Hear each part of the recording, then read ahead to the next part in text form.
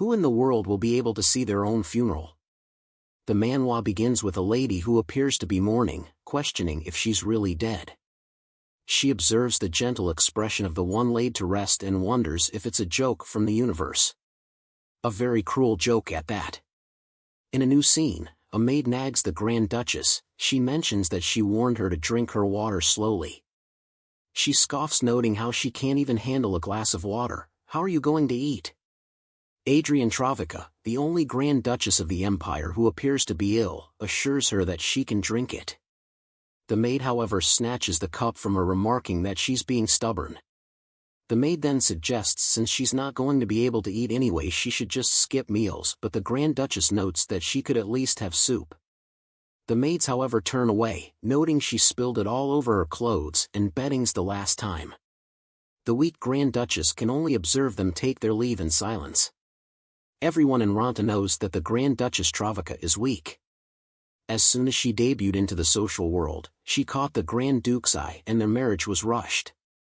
The Grand Duchess's already weak body deteriorated day by day, and she became increasingly lonely behind the Grand Duke, who was working for the Emperor rather than enjoying his honeymoon. In a new scene, the Grand Duchess is informed of the gifts sent by the Grand Duke. The butler informs her that although the Grand Duke has returned to the capital, the Emperor has ordered an immediate audience. She asks if the Grand Duke wouldn't even stop by the mansion at least, and the butler shares that he has a meeting scheduled after the audience. He discloses that he will suggest to the Grand Duke to stay in the capital for a day before returning.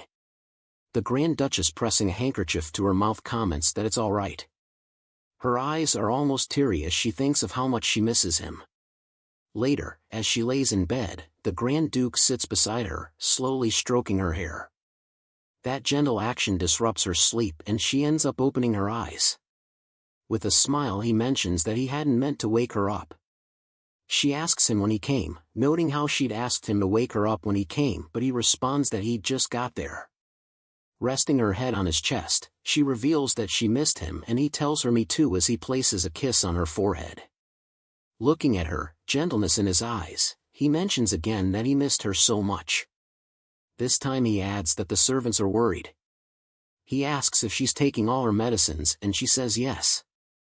The Grand Duke notes that he always tells her. He asks her not to worry about anything, however she replies that she can't just lie in bed forever. The Grand Duke, as if to comfort her, replies that everyone in the Empire is aware of her weak health, adding that people are kinder than she thinks, calling her name.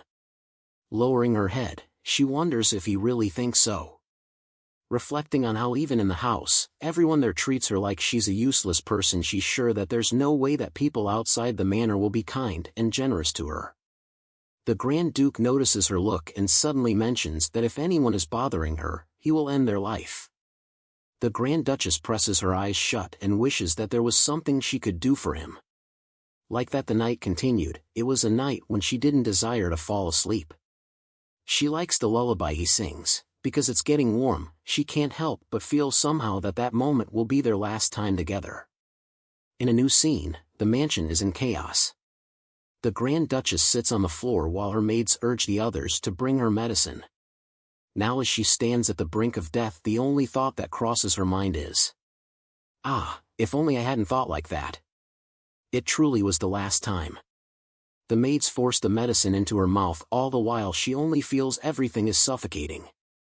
And as she drops deeper, her mind calls out to the Grand Duke to help her. In a new scene, her eyes twitch and she questions if that was all a dream. A maid walks in and asks if she's listening. The maid calls her Mrs. Blea and she gasps up. She's able to recognize the maid and she asks when she got so old or whether she's a new maid. The maid doesn't pay attention to her squabbles and informs her that she's to head to a funeral. The Grand Duchess is dead. Looking in the mirror, she questions with a shaky voice how it all happened. Her maid informs her that the Grand Duke has requested her attendant at the funeral ceremony. She asks if she means her husband, and her maid informs her that the Grand Duke could also become her husband. She mentions that since the Duchess has passed away, it would be fun if she, the mistress, were not there. She questions what that means. And as she recalls the memory of her death, she thinks, there's no way that was just a nightmare, right? She sighs and her maid informs her that the funeral is in the afternoon, so she should have a meal first and then get some sleep. The maid takes her leave and now she questions. I, who died in a nightmare-like reality.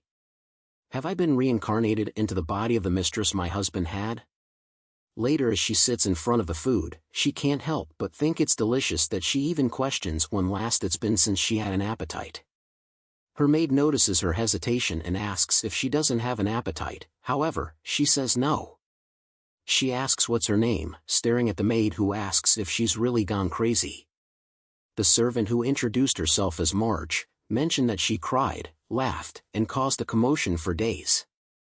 Through their conversation, she also learned that the body's owner was Countess Bly Acacia. Count Acacia, a white-haired noble and a vassal of the Grand Duke's family, lacked the influence to secure an important position. A wedding ceremony had been held with the lady, but due to her illness, she hadn't attended and was unaware of it. She finds it hard to believe that she and that young woman could be so similar, but the idea that it's just a coincidence feels unsettling. Her thoughts are interrupted by Marge, who remarks that if she's going to lose her mind, she should at least do it with elegance. As Marge stands, she notes that it's nice to see her enjoying the meal and promises to bring more. Holding her spoon, she wonders how long it has been since she last ate with her own hands. Sitting there, satisfied, she deliberates on how healthy this body feels. A servant from the Grand Duke's residence arrives and asks what message he should deliver to the Grand Duke. He repeats his question, asking if she will attend Grand Duchess Adrienne's funeral, and after careful thought, she replies that she will think about it and let him know. Later, in the mansion, the maids seem to be in awe. They gather around, peeking through the slightly open door of the Countess's room, surprised to see her reading. The maids whisper among themselves, marveling at the elegance they've never seen before. However, the moment is quickly interrupted when Marge appears from the other side of the door and sternly orders them to return to their work. Inside the room, as Marge stands in front of the now-closed door, the Countess calls her. Expecting another strange question, she turns around, and just as she predicted, the Countess asks if she is her nanny. She then inquires about Count Acacia's whereabouts and what her name is. Her nanny quickly cautions her, asking what kind of story she's trying to tell now. She warns that if she continues like this, rumors of her madness will spread throughout the country. But the Countess doesn't stop. Instead, she asks one more shocking question: am I the mistress of Noevian Travaka? Her nanny immediately rushes to her, eyes gleaming with excitement. Are you finally going to tell me the truth? She asks, leaning in closer. She lowers her voice and whispers, after all, you and the Archduke are in that kind of relationship, right? The Countess, puzzled, asks why she thinks that, and her nanny explains that she's always been interested in the Grand Duchess, something that wouldn't make sense unless she was a mistress. She goes on to point out that the Archduke often sent her jewelry and dresses, making it all the more obvious. Encouraging her not to hide it, her nanny urges her to just admit it openly. The Countess rises, realizing that no one here can give her the answer she's looking for. Turning to her nanny, she declares, first, I have to accept his invitation to the funeral. In a new scene, she descends the stairs, already dressed. Noticing the maids behaving cautiously around her, she immediately wonders if Bly Acacia was a frightening person. Her nanny approaches and informs her that the carriage is ready. Without hesitation, she says, let's go.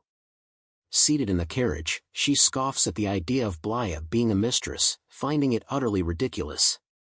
But now, she can no longer avoid the truth. There's something strange about the relationship between the owner of this body and her husband. It's hard to believe, especially considering his obsessive personality when it comes to work. She wonders, if they aren't in that kind of relationship, then what exactly is their connection? At the funeral, she lowers her head in thought, questioning if Grand Duchess Adrienne was truly such a great person. As she walks, memories flood her mind, her debut in society, her immediate marriage, and the isolation that followed due to the illness she suffered from. She never had the chance to meet many people, yet now, at this funeral, it feels as if Adrienne was known by everyone. Her gaze shifts to the pale woman lying in rest, her face adorned with beautiful decorations, a sight similar to the funeral of Empress Retina, who passed away when she was young. Later, standing alone before the lifeless body, she stares in silence. I really died, didn't I? She thinks. She wonders if Adrienne's life is truly over, but before she can process the thought further, an announcement cuts through the air: the Grand Duke has arrived. Almost instinctively, she turns her head, just in time to see Noevian walking toward her. As she holds her gaze, she questions, if Noevian is right here in front of my eyes, then can he see me alive and breathing here? She nervously searches for words to say, but the Archduke just passes beside her without any bit of acknowledgement, calling out the name of his dead wife. He kneels in front of her corpse, shaking in tears, drawing the crowd's sympathy. Just then, her brother arrives, asking if his sister is still alive. He goes to where she's laid, and unable to watch anymore, she turns around. As the tears escape from her eyes, she clenches her fist. If no one recognizes her as Adrienne and does not recognize her now, then her tears are pointless. The Adrienne who people know is already dead. Later at night, she rests against a tree waiting. Even though she knows that waiting blindly is foolish, she's sure Noevian might come back there again. A carriage arrives and she turns around, wondering if it's Noevian. It is so dark so she can't see it clearly, but one thing was sure: the man who came out of the carriage isn't Noevian. She stands behind the tree, questioning who he is and why he's there. Under the shimmering moonlight, she gets a good grasp of the man's facial features. He staggers to her headstone and goes on his knees, his hand trembling as he reads the words carved into the stone. All the while, she stands observing him with questions. Who is he, and most importantly, why is he crying like that in the middle of the night? If he is someone who knows Adrienne, why are you like that? She turns around. No one can see her, so today she'll just leave it all. However, a voice drives her to a pause. Adrienne? The man with tears pouring down his cheek, looking at her, and even more, calling her Adrienne, as if he could tell who she was. She resolves to run away from the situation first. While he calls out to her, she doesn't know who he is, so she can't afford to let him see her face. Back at the mansion, her nanny is shocked by the state of her feet and immediately orders Yona to treat them. As she sits through the treatment, her mind is overwhelmed with countless thoughts. She died, yet now she lives in the body of a woman known as her husband's mistress, and tonight, she even encountered a strange man at her own grave. Her expression darkens as she considers, if it weren't for him, she could have met Noevian. Her nanny places a cup of tea on the table before her, then asks if she saw the Grand Duke. She turns to her and replies, yes, I saw him, though in her mind, she knows they never even made eye contact or spoke. To her, it feels as if they exist in different worlds, he, who can do anything, while she can only hide and cry. Noevian must be struggling the most. Even as he grieves, he still has to greet the mourners. How could she ever doubt him? Her nanny then asks if she saw the Grand Duchess, and she answers, yes. Quietly reminiscing, she thinks, I saw her clearly, more beautiful than I ever was while bedridden as a patient. Now, even the body she had once hoped to return to has vanished, along with the reality she once knew. She reflects on the irony. Noevian, who was never around for more than 2 days because of his endless work, must now remain by her corpse for 100 days to fulfill his noble duty. Internally, she scoffs at the absurdity of it all. Watching her closely, her nanny comments that she thought she would be happy.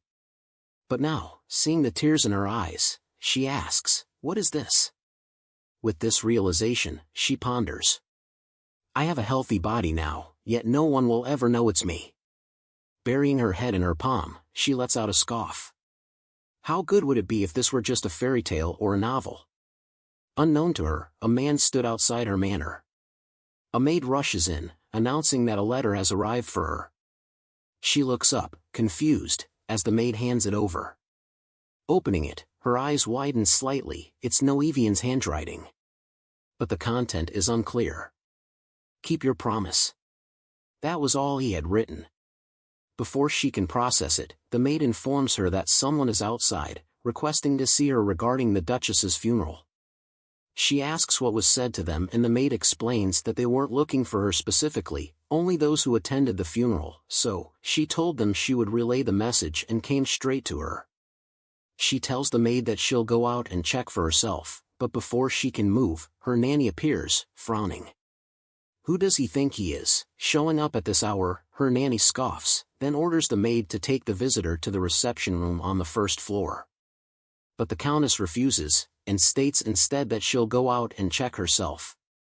She rushes down the stairs, excitement bubbling within her. It must be Noah. With a smile, she eagerly opens the door. But the moment her eyes land on the person standing there, her expression shatters. It isn't Noah. Later the knight reports the information he has gathered. She is a maid, her name is Marjora, and she visited the Travica ducal family cemetery. The man from the cemetery steps out of the carriage, but his knights quickly stop him, asking what he plans to do there and teasing that he should just admit he's fallen for the lady. He turns to them with a cold gaze, questioning if they've lost their minds. One knight, concerned, explains that if a terrifying man wrapped in bandages suddenly asks a young lady if she saw a ghost at the cemetery, of course, she'll be frightened. Hearing this, the man's voice wavers as he repeats the words, "young lady." The knight clarifies that it wasn't the ghost he was looking for her but a beautiful and timid woman instead. His expression darkens as he demands, "How dare you call Adrienne a ghost?" The knight immediately bows his head, admitting his mistake. Another knight intervenes, stating that the woman would be shocked to see him in his current state. The first knight agrees, recalling how she was visibly startled when she saw him earlier, her red eyes widening as her body stiffened in fear. The man considers this for a moment. Then, just as he turns back to the carriage, he gives a firm order to look into the woman who just entered and find out everything about her. Just as he's about to step into the carriage, his body suddenly gives out, and he collapses to the ground. The knight rushes to his side, supporting him as he struggles to stay upright. He informs Neil he will personally accompany him to the palace, so he should focus on carrying out His Highness's orders. As Neil watches them leave in the carriage, he recalls His Highness's look and questions out loud. Did the second prince cry? Rhodenus, the second prince, possesses both radiant golden hair and sinister red eyes simultaneously. He is the Empire's prodigal son, known for his reckless charm. Even when women lift the hems of their skirts before him, he merely smirks and tells them to try harder. The Empire's greatest troublemaker, beautiful yet dangerously unpredictable. That morning, however, was nothing short of chaos. Moments earlier, in the palace, the second prince walks with his knight who checks to see if he's okay. He asks if he wasn't attacked by monsters earlier, adding that the wound is severe and needs to be treated properly. However, the second prince cuts him off saying it's okay. Since there were no further appointments scheduled for the day, the knight reluctantly decided it could wait until tomorrow. Just then, a sudden noise came from the prince's bedroom, prompting the knight to immediately go in to investigate. And to his surprise, a woman sat trembling in shock. Upon closer observation, he recognized her as the daughter of a lord. The second prince, cold and indifferent, ordered her to leave at once. She hurriedly explained that she had only come to deliver newspapers, but he cut her off sharply, questioning if her ears were clogged. Once she fled, the knight hesitated before speaking, pointing out that the prince's reputation was already suffering from bad rumors. Wouldn't this only make things worse? But the second prince, unbothered, simply replied that he didn't care about such things. Then his eyes landed on the newspaper she had brought. His knight, confused, explains that it's the usual daily newspaper from the Imperial Gazette. Unknown to him, the headline read, "The passing of Grand Duchess Travica in the early morning from a chronic illness." Without hesitation, the second prince mounted his horse, ignoring his knight's protests that riding would only worsen his wounds. The knight could hardly believe it. The second prince, shedding tears over someone's death? No, rather, was His Highness truly that close to Grand Duchess Travica? One thing was certain. They needed to find out more about the woman named Marjora. The next day, the Countess rearranges the entire manor with the help of the maids. Once everything is in order and she is about to move on to another task, the butler approaches her, requesting her assistance. Handing her a document, he explains that it was originally the Count's responsibility, but since he isn't present, the task has fallen to her instead. While she focuses on helping the butler, her nanny gathers the other maids to finish up. Later, holding the letter from the Archduke, she wonders what promise he and Bea made. It's just a simple note, yet that single line is enough to leave her unsettled, questioning the nature of their relationship. She considers the possibility that, despite having no close friends, the Archduke might have at least a casual acquaintance, but that seems unlikely. He has always been alone. Then relatives? She questions, if the Grand Duke is a noble from Noevian's family, then surely she is also considered nobility. But there's no way Bea, a member of the royal family, would marry the weak and aging Count Acacia. Then, are they friends? She walks to the fountain, gazing at her reflection in the water. It's beautiful, even more so because she resembles her. From her interactions so far, she now has a clear vision of how Bea has been behaving until this moment. Gripping her dress tightly, she mutters that things can't stay this way, they have to change. But first, she needs to find out what kind of promise the two of them made to each other. Just as she resolves to seek out the Archduke, her nanny rushes to her with urgent news: the master has returned. Thinking he might know about the promise they made, she resolves to go to him.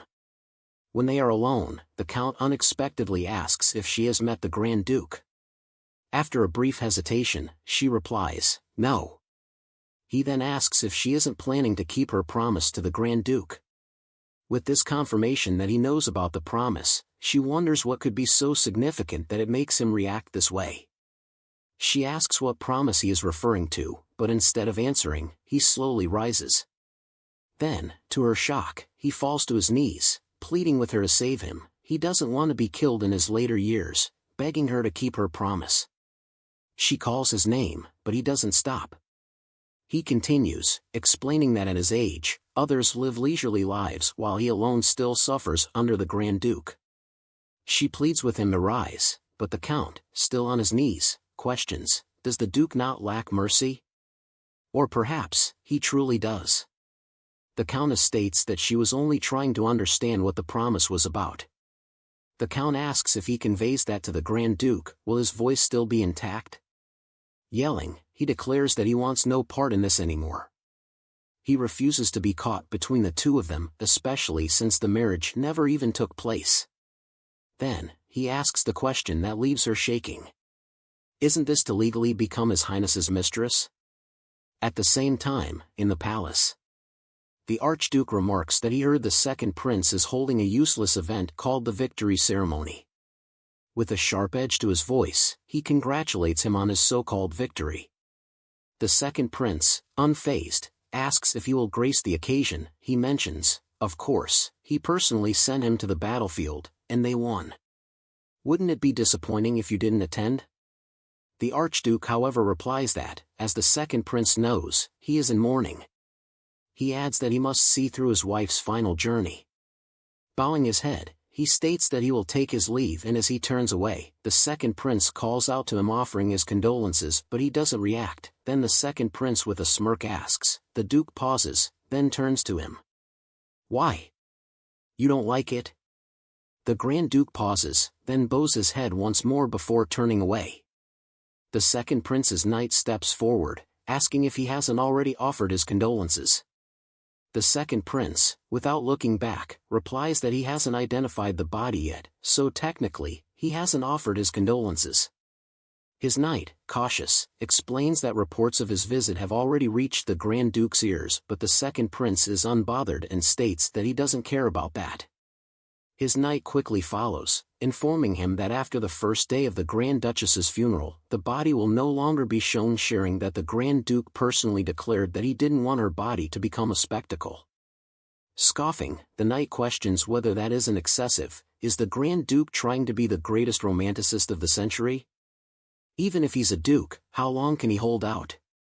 Even the late Empress Retina couldn't avoid the process. The knight offers to make a formal inquiry if the second prince wishes, but the second prince dismisses the idea. I won't let that bastard get away with it, he mutters. Then, he orders his knight to send an invitation to Count Acacia for the victory ceremony.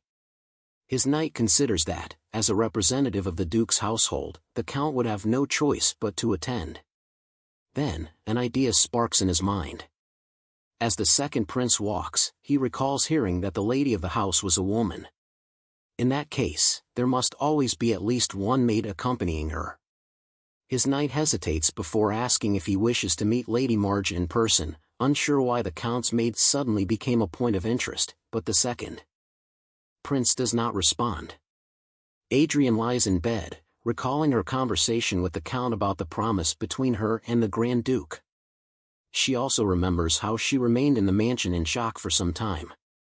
Determined to rid herself of such useless thoughts, she decides that if she continues like this, she'll only keep thinking about the Archduke. Just as she rises, she notices an article on her bed. After reading through it, she realizes it's all about the second prince. This makes her wonder how many years have passed since the second prince returned to the capital. She reflects on how he constantly pushes himself further into the battlefield to gain achievements. He's not the type to throw a party like that. A knock on the door interrupts her thoughts, and a maid enters, informing her that the finished dresses have arrived. Adrienne appears confused, so the maid explains that she had them remade just as she was instructed last time. The maid then asks if she hadn't insisted on making her debut this season. Adrienne immediately sits up and asks if she never even made her debut. When the maid confirms this, she questions whether she isn't already 22 years old. The maid affirms it, adding that she had often lamented not debuting before turning 22. She even recalls how Adrienne once expressed her frustration to the count, "If it doesn't suit my taste, I'll burn down the mansion." Adrienne places a hand on her head in embarrassment, even though she never actually said those words. She wonders what the countess was thinking when she made such a statement and assumes she must not be from a noble background. Finally, she turns to the maid and asks where her dresses are now. Adrienne examines the necklace in her hands and asks the man if it is an S-class emerald, and he confidently replies yes. She then shifts her attention to the receipt, studying it carefully. Watching her with a smirk, the man chuckles and remarks, "What do you even know just by looking at the receipt?" As he observes her, he recalls how she always used to believe him without question whenever he claimed something was of the highest quality. Now, he figures he'll just pass it off as he always does. But this time is different. Adrienne lifts her gaze and asks, "In your eyes, does this necklace truly look like an S-class emerald?" The man hesitates before humbly replying that he only handles transportation, he doesn't know much about trade. With a smirk, she asks, "Is that so?" She walks towards him stating, "If so, then let me know." Now, his confidence wavers as the thought of getting caught flashes across his face. Before he can react, she is suddenly in front of him, her voice firm as she orders, "Look at me." Pointing at her eyes, she declares, "The highest quality emeralds have this color." Adrienne holds the man's gaze, recalling how growing up without a mother forced her to develop a keener eye than most. She remembers her mother's words, "She must be meticulous when examining fine jewels, as she can tell their true quality by looking at their cores." As a noble lady, she had to work much harder than others just to maintain her dignity. Now, standing here, she scoffs at the absurdity of it all. They tried to sell her something worthless. If it had been Blea, she would have simply demanded the most expensive piece without ever knowing the difference. The man quickly explains that he must have brought the wrong order and asks if he can fetch the correct dresses, but Adrienne responds that it's fine. A wave of relief washes over him, he assumes she's letting him off the hook. However, she then states that she will deduct the price for the lower quality items and get an apology directly from the owner. The man immediately gasps in fear, realizing that the madam is unaware of this incident. Panic grips him, and he admits his mistake, pleading for forgiveness. He promises to personally inform both the jeweler and the madam, as well as bring the correct dresses. Adrienne, however, clarifies that she has no complaints about the dress itself, she simply wants the price difference refunded. She assures him that she will continue doing business with Le Bleu Atelier, but this is a matter of trust. If the madam is too busy, a written apology will suffice. All the while, Lady Marge and the maid watch in awe. Later, the maid comments that if Adrienne wasn't satisfied with the dress, she could have simply returned it and gotten a more luxurious one. Adrienne, however, responds that a dress of such quality would only attract more attention, something she doesn't want right now. Instead, she only needs a dress that will announce her presence and nothing more. Silently, she deliberates. Not many people know what Adrienne looks like, but it would be troublesome to run into someone who does. She notices the maid staring at her and asks why. The maid, however, only questions internally, "I thought you liked being the center of attention." When they bring out a dress, Adrienne immediately comments it'll be too revealing for a debutante ball, and to her surprise, they tell her it's exactly to her taste. She lets out a deep sigh and explains that she wanted to avoid too much attention, but with an outfit like this, she'll have every eye in the room on her. The maid, however, asks if she hadn't once personally said, it would be a crime not to flaunt such beauty. Adrienne laughs awkwardly. Anyway, she thinks, I'll have to attend quite an important party to meet Noevian. She decides that the victory celebration would be the perfect setting for her debut. However, her maid is surprised and informs her that the event is tomorrow. Since she already has a dress, Adrienne figures it should be doable, until the maid points out that they don't have an invitation.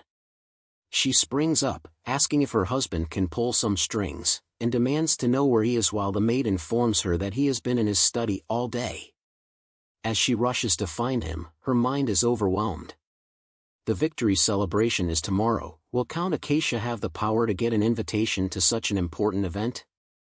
Before she can reach him, Lady Marge calls out to her and informs her that an invitation to the celebration has just arrived. Rather than excitement, confusion washes over Adrienne. Why would the invitation arrive in the middle of the night? While her nanny marvels at the honor of being invited to such a grand ball, Adrienne's mind is racing with different thoughts. Could Noevian have sent the invitation? Regardless, she decides she will hear it from him directly, whether Blea is his mistress or not. She resolves not to believe anyone else. Our relationship isn't so weak as to be destroyed by rumors. Gazing down at the servants, she questions, "Right, Noah?" In a new scene, Count Acacia sighs and admits, "I know it's a bit late to say this, but, do I really have to go?" Adrienne doesn't respond, she only glares at him, and with a defeated sigh, he mutters, "I suppose must." As they walk, Adrienne recalls everyone's excitement over the invitation, seeing it as a great honor for the family. Their arrival is announced, and as they enter the grand hall, she subtly checks whether anyone is paying attention to them. However, the guests seem preoccupied with themselves. Turning to the Count, she asks if he's nervous, and without hesitation, he replies, "Of course." He then asks that if he collapses she should pay him no mind and instead just enjoy herself. She urges him to calm down, but as the bell rings, signaling the start of the event, he trembles beside her. The entry of the Emperor and Empress of the mighty Ranta Empire is announced, following with that of the Crown Prince and Crown Prince. Finally, reserved for last, the one who brushed the Western rebels and showed them the strength of the Empire. His Highness, the Second Prince. Many admit it's their first time seeing him in person, and their astonishment is clear. They marvel at his beauty, his commanding presence making it impossible to look away. Among them, Blea stands frozen. Her heart pounds violently as realization strikes her. The man from that night was the Second Prince? As the Emperor finishes his speech, the Second Prince's gaze briefly lands on Blea, whose cheeks flush at the unexpected attention. He begins descending the stairs, and she quickly raises her fan to shield her face, noting how they had made eye contact. But when she realizes he's heading in her direction, panic grips her and she presses her eyes shut, silently hoping he'll pass by. Almost as if her wish has been granted, murmurs spread across the ballroom. The noble ladies whisper among themselves, wondering who the young woman is that the Second Prince has asked to dance. Blea exhales in relief, convinced that he doesn't recognize her. As she watches him gracefully lead his dance partner across the floor, doubt lingers in her mind. She still struggles to believe that the man from the graveyard was truly the Second Prince. Her thoughts are interrupted by the sound of violent coughing. She turns to check up on the Count, who collapses to the ground a moment later. Royal knights rush in, assisting the Count to the physician, leaving Blea standing alone without a partner for the next dance round. Suddenly, a hand stretches forward, clasping both of her hands behind her. "Found you," a familiar voice mutters. She asks him to let go, thinking everyone will see them once the song ends. She's being cautious not to draw any unnecessary attention before meeting the Grand Duke, but this situation isn't helping. She notices the knight in front of her who addresses her as Marge and realizes he's the same man from the other night. Now, she understands, the second prince had sent him. She struggles, determined to break free, but the second prince leans in and whispers that she'll be in trouble without a partner. "Do you need help?" he asks. However, she bluntly refuses. He asks again, but this time, she only shakes her head, thinking he's the one who's going to get her in trouble. The song nears its end, and knowing people might look at them at any moment, she asks him to let go first. But instead, he only asks again if she needs help. Eager to escape the situation, she finally admits she is in need of help and pleads with him to release her. The second prince finally accepts and lets her go, however just as she sighs in relief, murmurs spread through the room. They turn to the second prince, voices rising. "There's the second prince, it looks like he's chosen his next dance partner." Before she fully processes what's happening, they're in the middle of the crowd. Then the crown prince, almost as if he had been waiting for this moment, asks, "May I have your first dance?" She looks surprised, but that does nothing to stop the whispers. Who is she? Why is the second prince asking her to dance? Why isn't she taking the second prince's hand? To avoid any further attention, she resolves to get over with that situation by taking his hand and accepting the dance. As they dance, her mind is overwhelmed. How does the prince know her? Why was he at her grave? The second prince suddenly speaks. He mentions it might not interest her though. However, he continues, "I once shared my first dance in this hall with someone who looks very much like you." He leans in and whispers, "Thank you for letting me relive that memory, Countess Acacia." Her heart pounds violently. He has discovered she isn't Marge. But that isn't all. Confused, she looks at him, her mind racing. "He danced with me when I was Adrienne. Something doesn't seem right." She has only danced there once, when she was 20, at her debutante ball. It was on the night of the New Year's masquerade ball. But that night, she only danced with two people, her brother and Noevian. As they dance, she glances upstairs, and her eyes widen instantly. Standing right there is the Grand Duke, Noevian. She pulls herself free from the second prince's grasp, reminding herself that she needs to speak with Noevian. She can't afford to miss this chance. Whatever it is, she has to be sure. She rushes upstairs, her heart pounding. But when she arrives, there's no sign of the Grand Duke. Just as she decides to search further, a tight grip slams her against the wall. Noevian's hand locks around her wrist, his hold firm with his voice is low, tense. "Are you going to keep teasing me like this, Blea?" Looking at him with a sullen expression, she can only think, "I'm not Blea. But will he recognize me?" The Grand Duke asks if she still hasn't decided on her answer, but she remains silent. He asks again, will she not keep her promise? His grip tightens around her wrist, but all she can do is repeat the questions tangled in her mind. Who is she to him for him to treat her this way? Is Blea really his mistress? Did he truly mean what the Count said? But beyond all of that, there is one thing she desperately needs to know. What promise, she finally asks. He lowers his head, his voice firm. Is that really how you're going to act? Then, he clarifies that he's talking about the promise they made to each other a year ago. His expression darkens as he continues. Are you really going to make me say it after I just lost my wife? She stares at him, lost in thought. He looks truly grief-stricken. But that won't stop her. Please tell me, she begs. I need to confirm it, so please, tell me. Turning his back to her, he finally reveals it. She had promised that if anything ever happened to his wife, you would fully become my mistress. His voice is heavy as he recounts how, when Adrienne died, he considered following her. But then a thought struck him, Adrienne wouldn't want that. And at that moment, he thought of her. When I look at you, all I can think of is Adrienne. He admits that being together will be difficult and painful. But even when Adrienne was alive, he was already in pain. Seeing the person you love suffer, watching them in agony until death, do you know how that feels? She clenches her fists thinking, she's never seen someone she loves suffer and die like that. In all her years of living, Noevian sobbing over her corpse was the most heartbreaking thing she had ever witnessed, but still. I don't understand his desire for a mistress while claiming to love me. Unexpectedly, she asks, do you wish to spend the night with me? A heavy silence follows. The only man she could ever rely on in that desolate manner, her pride and joy, Noevian Travaka. Now she stands silently pleading for him to say no. To say he doesn't want Blea. But Noevian only asks, do you wish to make me a scoundrel? However, she asks if by that he means he doesn't want to sleep with her. She prays for him to deny it, to say it's all a lie. But instead, he admits it, yes, I want you. More than Adrienne, whom I could never have, and will never have. I want the woman right in front of me. And with that, he kisses her. Her breath catches. She had always longed for this kiss. Craved his embrace more than anything. But now, it's nothing but heart-wrenching, painful and revolting. She pushes him away. As he calls her name with a smile, she demands that he step aside.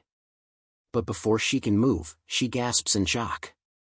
A pair of piercing red eyes are locked onto her, cold, unyielding. Watching everything. Later, she sits in the garden alone. She recalls how she fled without even realizing what she was doing, but then again, she wonders what the prince was doing there, watching with his crimson red eyes that seemed to pierce through her. Guessing he must have seen everything, she resolved to flee out of embarrassment. Now she sobs quietly. She needs to go back, however, somehow she's unable to muster up the courage to move. She buries her head in her palm as she sobs, questioning why she can't stop crying. She glances at her bare feet. She lost her shoe running so quickly. The sound of rustling leaves startles her, and the next moment the second prince appears. She springs up immediately and he comments that she looks like she's in need of help. However, turning her head away, she says no. The second prince calls his trusted knight Neil, who hands him a shoe, and when she notices it, she gasps in shock. Looking at that shoe brought back memories of their encounter in the graveyard. How she fled to avoid unnecessary interactions, losing her shoe in the process. He goes to her with the shoe and asks again. You look like you need help, am I wrong, Countess Acacia? However, this time rather than saying no, she accepts her shoe and puts it on with intent to leave immediately. However, the second prince stops her. I think it's about time you introduce yourself, don't you? He asks. Looking at him, her heart throbs louder. You already know everything. In fact, you already saw everything. You want to know who I am? She introduces herself as the mistress of Noevian Travaka, but she doesn't stop there. Gripping her dress, she adds that now, she has no desire to love as his mistress anymore. She then asks if he thinks she needs help, but he only replies that it seems so. Let me ask again, do you need my help? In a new scene, the Countess goes straight to her bedroom, drawing the worry of her attendants. Laying on the bed, she recalls how much she cried throughout her way back home. She recalls how the Archduke had asked if she had an idea of how it felt, seeing the person you love live in agony. Laying on the bed, she thinks she doesn't know, so he should have told her. If you had told me how you felt, if you had honestly said you were tired and struggling, it would have been better. You wouldn't have embraced this woman while claiming to love me. Now she can't help but question.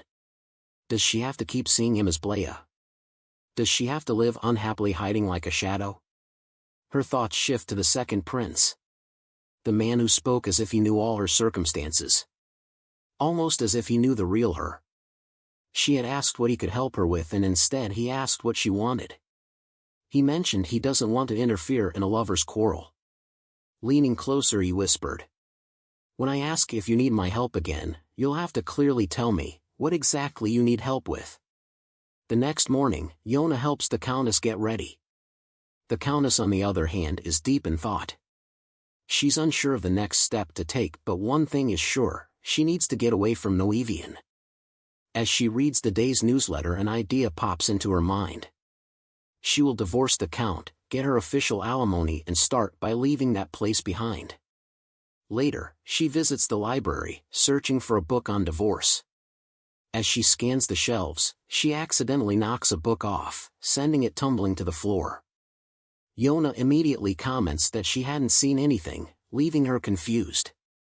Yona then explains that it's her diary. Even though she told her she wouldn't understand it since it's written in a foreign language, she still hid it away so well. Adrienne quickly opens the diary, flipping through the pages, but as she reads, frustration rises within her. Why does it have to be written in that language? The one she hates most in the world, Elakanen. Blea finally brings up divorce to the Count, who looks like he has been waiting for this conversation forever. Without hesitation, he orders the butler to bring the document. The worn-out papers slide toward her, already looking like they had been prepared long ago. As she reads through them, she realizes there is nothing about alimony. The Count grows nervous, swallowing hard before asking how much she wants. She grins and tells him to show his generosity. Raising 2 fingers, he asks if that will be enough, but she only stares harder. Encouraging him to think of the benefits he will gain, she watches his mood shift instantly. Spreading her 5 fingers with a smile, she decides that amount will do. With the final signature, she states her intention to keep using the title of Countess until she marries the Grand Duke. The Count nods excitedly. She exhales, relieved to be taking the first step away from the Archduke. Now that she has a new body, she resolves to focus entirely on a new life. If she wants to satisfy her resentment or desire for revenge, she must become stronger. And once she does, she will say goodbye to Noevian, who thinks she still belongs to him. Later, she sits in her study with a book titled Introduction to Elakanen, recalling how much she has hated the language ever since her days at the academy. Struggling to remember even a single word, she sighs, never imagining she would have to deal with it again. But if she wants to understand what Blea may have written in the diary, she has no choice but to read it. As she wonders whether to hire a translator, Yona enters and advises her not to overwork herself. She asks if there has been any word about the Elaconian tutor she requested, but Yona informs her there has been no update yet. However, she reminds her that the Grand Duke had sent something. Blea acknowledges it, explaining that she has been debating whether to open it. That morning, an invitation and address arrived at the Count's mansion. She has avoided it all day, because of how unsettling it was. It was an invitation from Noevian. After Yona leaves, she finally glances at the envelope, deciding she can't ignore it any longer. Opening it, she finds an invitation to the birthday celebration of Grand Duchess Adrienne Travica, meant to honor and remember her achievements and memories during the mourning period. She scoffs at the absurdity, a birthday party for a ghost. Crumpling the letter, she considers how no vassal of the Grand Duke would dare miss an event at his residence. However, the Count had fled the moment he laid eyes on the invitation, leaving the responsibility to her. Holding the invitation, she recalls how she always believed Noevian disliked attention. The Grand Duke hosting such an event feels out of character, making her question his true intentions. Whether this ridiculous party is truly for Adrienne's sake or just a ploy to lure her in does not matter. Either way, she will accept the invitation. Upon arrival at the Grand Duke's residence, she notices something immediately off. The banner in the house reads the Grand Duchess Travica's Memorial Banquet. Yona, sensing the discrepancy, asks if she should fetch a shawl, as Blea stands out in the elaborate dress. Glancing around, she realizes she has already become the subject of murmurs, but the invitation sent to her had clearly stated it was a birthday celebration. Feeling the weight of countless stares, she resolves to find a quiet place away from prying eyes. But as she turns to move, a familiar figure steps into her path. The Grand Duke. Greeted by his piercing gaze, she stiffens as his voice carries through the room. "No one has attended to my loyal vassal, Countess Acacia." Turning to him, she wonders what he is playing at. He not only deceived her with the invitation but also sent her a dress that would make her the center of attention. She tells him she hadn't realized the occasion would be so solemn, considering he explicitly called it a birthday banquet. The Grand Duke responds with amusement, acknowledging that she is still unfamiliar with high society in the capital. If she feels uncomfortable, he offers to fetch something from his wife's closet for her to cover up. She accepts, and as they walk, he orders the butler to attend to her first. The moment she sees the butler, her breath catches, Gaspal, the nightmarish bystander who had failed to protect Adrienne. She is escorted to the Grand Duchess's closet, and once alone, she wastes no time searching for the jewels from her maiden family, which should have been stored there. Pulling open the drawer, her eyes widen in shock. The jewelry box is empty. The necklace her mother gave her, gone, the other jewels, gone. Annoyance rises within her as she considers who might have taken them. Her thoughts shift to the maids, and she guesses they must be responsible. With no other option, she decides to take whatever remains, before the Grand Duke enters with the butler. Accepting the shawl from Gaspal, the Grand Duke dismisses him to attend to the other guests. Once they are alone, he raises the shawl, signaling to wrap it around her. And then, he pulls her into an embrace. Blea, he calls softly. Once. Then again. Blea, Blea. The realization slams into her the Countess was truly his mistress. Her voice is unsteady as she questions him. Why are you doing this? Reflecting on the past, he never held me like this before. Her gaze hardens. Why did you send me the dress, calling it a birthday celebration? However, the Grand Duke admits, today is truly my wife's birthday. She turns to him, her brows furrowing, then why did the sign in the hall call it a memorial banquet? Leaning in, he lowers his voice. If I announced I was throwing a party for my dead wife, people would call me mad. A slow smirk tugs at his lips, so let's have the party with just the two of us. Sliding the shawl down, he lets it slip to the ground. As he moves to lower the arm of her dress, she mutters a weak protest, realizing that if he continues, she will be caught with the jewelry she took. Before he can go any further, she places a firm hand on his chest, stopping him. I want to see the Grand Duchess's bedroom. After all, she continues, keeping her voice steady, that room will be mine soon, won't it? I want to do it there. Inside, she asks if she can open the drawer, and he allows it. She searches for the kind of words Blea would have used, something indifferent and shallow. As she pulls the drawer open, she remarks that most noble ladies keep their most treasured jewelry by their bedside, but it seems the Grand Duchess was different. Turning to him, she admits she was curious about what had been kept inside, only to find it empty. The Grand Duke's expression shifts to shock. He immediately springs up, demanding confirmation. When he checks the drawer himself, the color drains from his face and in disbelief, he mutters that it can't be before urgently calling for the butler. A few moments later, several maids gather. They question what the worst outcome could be, noting that according to Gaspal, the woman in the room is rumored to be the Grand Duke's lover.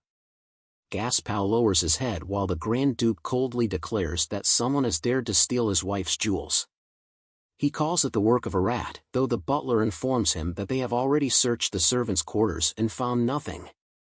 A sudden voice cuts through the tension, suggesting they haven't searched everywhere yet.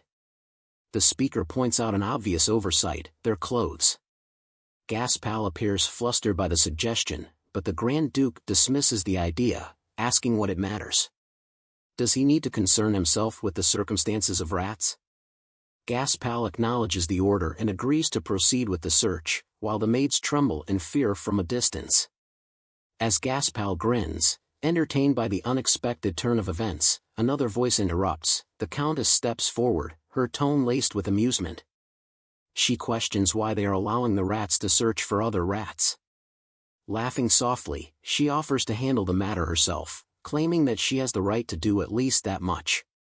Gaspal attempts to insist that this is an internal matter, but the Grand Duke gently asks the Countess to step outside for a moment. Walking down the hall, she clenches her hands into fists, trying to suppress her frustration. The only thing her mother left behind, the pendant necklace, was gone, that pendant that held the only portrait of her mother. Tightening her grip around her chest, she resolved to find it at all costs. As she steps outside into the corridor, she observes the maids lingering nearby. If the thief is among them, she might have to find another way to retrieve it, perhaps by bribing someone behind Noevian's back. Scanning their faces, she sees no one wearing a necklace. She concludes that she will have to search elsewhere when, suddenly, a maid grabs her wrist. The maid demands to know who she is and why she is dressed that way, insisting that she has no right to be there until she suddenly goes pale. For a moment she'd confused the lady standing in front of her for the dead Grand Duchess. Amidst the familiar manner, with these familiar whispers, she stands urging herself to pull it together until a maid bumps into her asking her to move aside. They call the maid's attention to her striking resemblance to the late Grand Duchess. However, the maid coldly dismisses them, making sure to point out their differences. She looks nothing like her because the Grand Duchess is dead. The words hit like a blow. Now she pleads with them to stop. She doesn't want to think of how powerless she was as Adrienne anymore. Her resolve shatters and she drops to the floor trembling, with the feeling of déjà vu, the day of her death as Adrienne. No matter how desperately she had reached out that day, no one had taken her hand. Now, as she trembles on the floor, suffocating under the weight of the past, she silently pleads, "Just this once, someone, anyone, take her hand." A familiar voice stands out. "You look like you need help, will you take my hand?" With that, the second prince takes her hand, saving her from another ending just like the first. Observing her closely, he remarks that she doesn't look well, while she only thinks of one thing: it's him again, Prince Rhodes. With a quiet note of gratitude, she turns away, but the prince's voice rings out once more. He notes that the staff in this manor seem to have no understanding of how to treat a guest. Slipping off his coat, he orders them to inform the Grand Duke that the Star of the Empire has arrived and expects to be properly received. Later, the second prince asks if she is all right. She assures him that she is fine now before asking what he meant earlier. He repeats it, mentioning he hopes she hasn't forgotten, and then, the memory returns, his last words to her in the palace garden, that the next time they meet, she's to tell him exactly what she needs help with. She replies that she hasn't forgotten, and as they continue she glances at him, wondering why he cares about her so much. She wonders if he wants her to apologize for all the mistakes she's made, or perhaps does he like her? She turns her head away, thinking it can't be true. He always seems so angry whenever he looks at her. Her thoughts are interrupted by a familiar voice that fills the hall, addressing her as her title, Countess Acacia. Turning around, she sees Noevian standing. He mentions that he heard his maids were rude to her and asks if she is all right. While she tightens her grip, feeling the growing tension amongst the three of them. Yona appears, her voice unsteady as she apologizes for being gone too long. She explains that the people here are simply cold toward outsiders. Instead of getting upset, she replies that it's fine and asks if she could go wait in the carriage while she goes on a little walk. She recounts how after the encounter, the boring memorial banquet followed, and at the end of it, the second prince disappeared with Noevian in tow. She questions what she should do now. She hadn't been able to find the pendant necklace, but she did manage to take a few jewels. Just as she's about to step into the carriage, familiar voices reach her ears. Noevian states, arguing that he doesn't want his wife's corpse to become a spectacle. The second prince, however, clarifies that he isn't there to gawk at Adrienne's body, he simply has something to confirm. Noevian scoffs dryly, his tone sharp as he questions if that's why he came even without an invitation. Yona peeks out from the carriage, asking what she's doing, but she quickly shushes her, urging her to go home first. The second prince in response mentions, he feels pathetic even having to explain that to him. The Grand Duke, however, without pause asks if the fact that he's her husband is the reason he has so much trouble admitting she was his first love from his childhood. The second prince's expression darkens, his voice laced with disbelief as he asks how dare he say that. Smirking, Noevian presses further, taunting him, "Are you here to see the corpse of your first love?" The second prince argues that he'd known her first and also loved her first, however the Grand Duke only asks what difference that makes. He tells him he was the one who was her lover, husband, and now her mourner. Walking away, he retorts that Adrienne needed a grown man, not a troublesome child. "Don't waste your time on what you can't have," the Grand Duke advises, patting his shoulder. "Instead, invest your time in getting what you can." The Grand Duke glances at the manor and remarks that the guests are waiting and he must see them off. Once he steps out, he notices Blea behind the carriage and calls her name softly, however she only questions. I'm that person's first love? What on earth was our relationship? The Grand Duke holding her arm warns that it's enough overthinking. He forces her to meet his gaze, his voice firm as he asks if she's listening.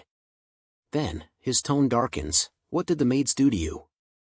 She slaps his hand off and he asks if she isn't going to respond.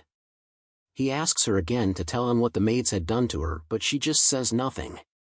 He urges her to tell him, warning her not to test his patience. When she finally speaks, her voice is cold.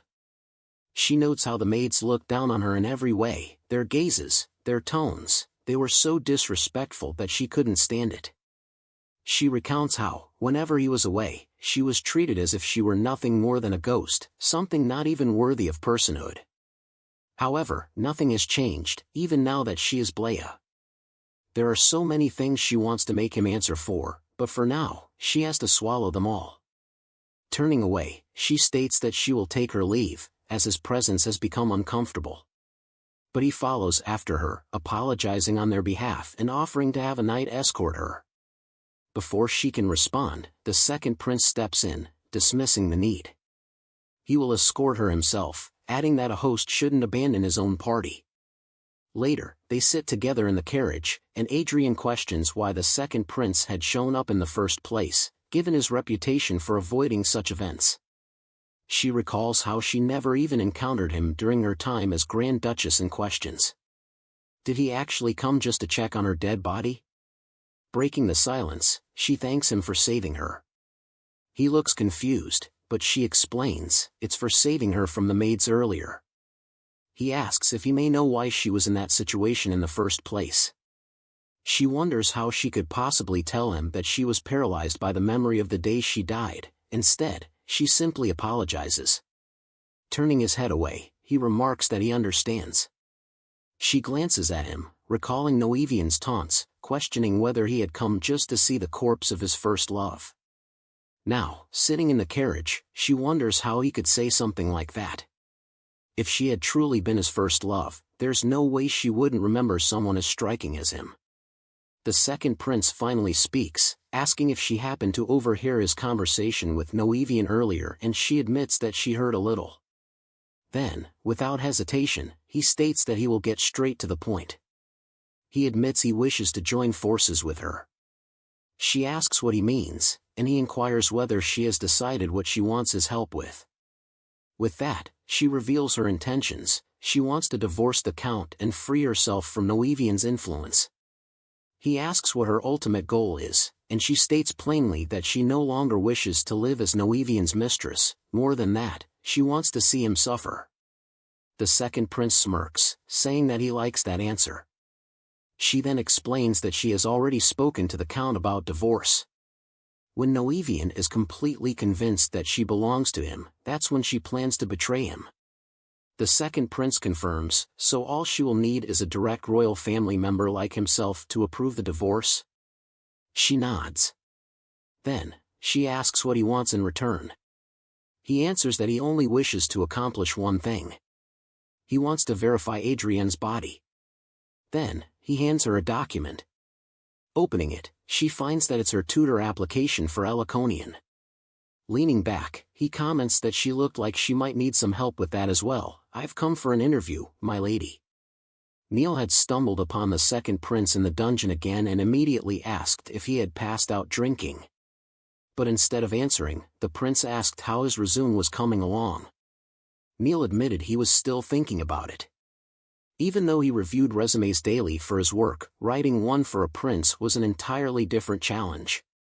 He didn't even know whether to use the imperial seal or one of the prince's many other titles. However, the second prince only told him to just stamp it like a commoner. Neil sighed, saying he could finish it quickly if the prince would just give clear instructions. However, the prince simply told him to be quiet. Still, Neil pressed on. What experience should he include? Should he write that the prince had received perfect scores in all his Elaconian classes at the academy?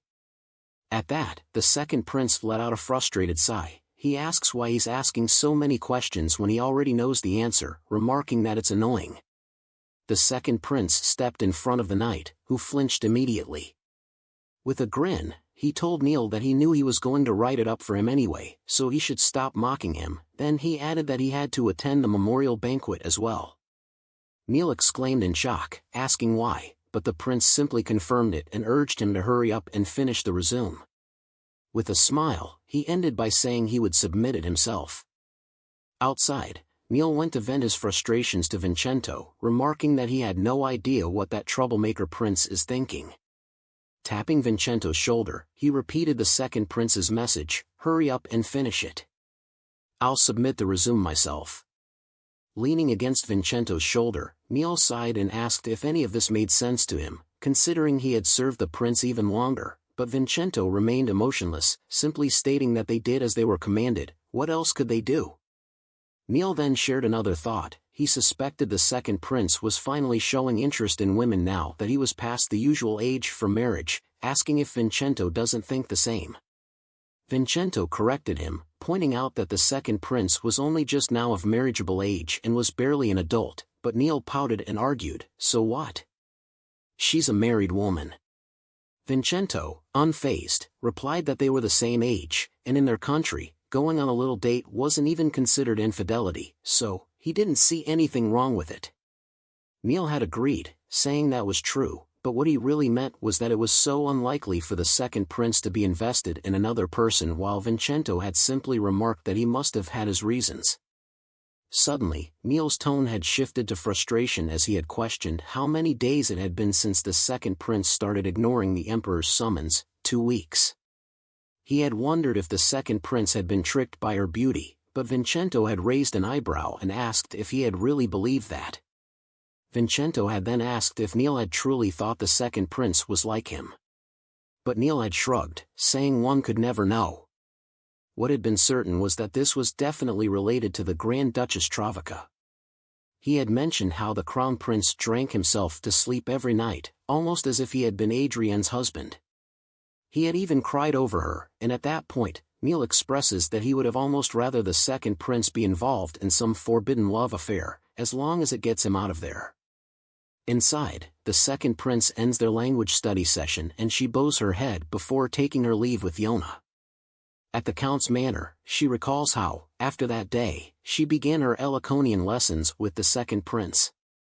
He turns out to be a much better teacher than she expected, with a strong passion for the subject. As she writes in her office, both Lady Marge and Yona watch her. They remark that they never thought they would live to see this day. While working on the second prince's assignment, she finds herself unbearably curious about the contents of the diary. She picks it up from her dresser drawer and flips through the pages. Thanks to the second prince, she is able to understand a bit more of it, until she comes across a terrifying line. Poor Adrienne Pyrita. Noevian Travica finally got the drug. Adrienne wouldn't live long anyway. The signs of death are already very, very visible. She has no time left.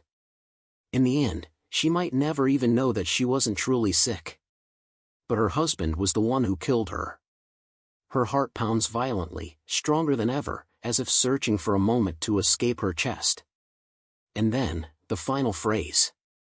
Poor Adrienne Pyrita. Thank you for watching. Don't forget to like, subscribe, and leave a comment for part 2.